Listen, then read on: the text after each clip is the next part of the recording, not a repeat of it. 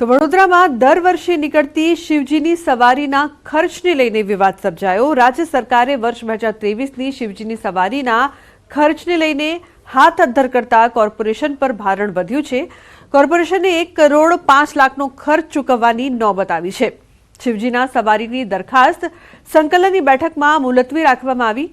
મોટી સંકલનમાં દરખાસ્તને લઈને ચર્ચા કરવામાં આવશે। શિવજીના સવારીમાં જો કોર્પોરેશન નાણાં ચૂકવે તો અન્ય યાત્રા કે સવારીમાં પણ ચૂકવવાની નોબત આવી શકે છે।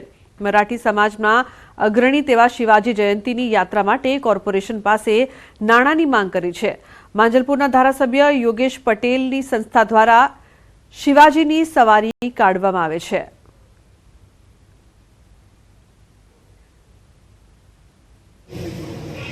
કે ભાઈ કોર્પોરેશન આનો ખર્ચ આપવાની છે તો આજે મરાઠી તરીકે અમને બી એક એવું લાગ્યું કે ભાઈ હિન્દુ સ્વરાજની સ્થાપના કરનાર જે છત્રપતિ શિવાજી મહારાજ છે એમને અમે જે અહીંયા વડોદરા ખાતે જે મોટા પાયે જે નાના નાના મંડળો હોય કે મોટા મંડળો હોય એ જે રીતની શોભાયાત્રા કાઢતા હોય છે તો પછી અમને એક આસ્થા એવી છે કે ભાઈ કોર્પોરેશન અમને પણ ખર્ચો આપે।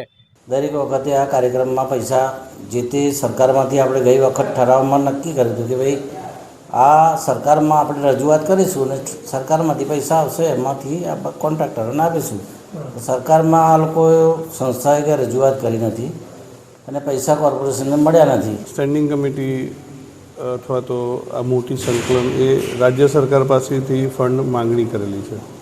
જે રાજ્ય સરકાર પાસેથી ફંડ સ્ટેન્ડિંગના સભ્ય તરીકે અથવા તો સ્ટેન્ડિંગ કમિટી કદાચ એ મેનેજ નથી કરી શકતી તો એ મોટી સંકલનમાં જ્યારે ધારાસભ્યોને સાંસદ અને શહેર પ્રમુખને બધા હોય તો એ લોકો નક્કી કરીને એ લોકો ડિસિઝન લેશે।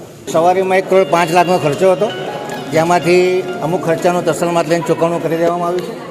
રાજ્ય સરકારને ગ્રાન્ટ મળવાની અપેક્ષાએથી લગભગ 2023ની સ્ટેન્ડિંગમાં આ કામને મંજૂર કરવામાં આવ્યું હતું। હજુ 88 કરોડના ચૂકવણા જે તે એજન્સીને કરવાના બાકી છે પરંતુ 88 લાખ રૂપિયા એટલે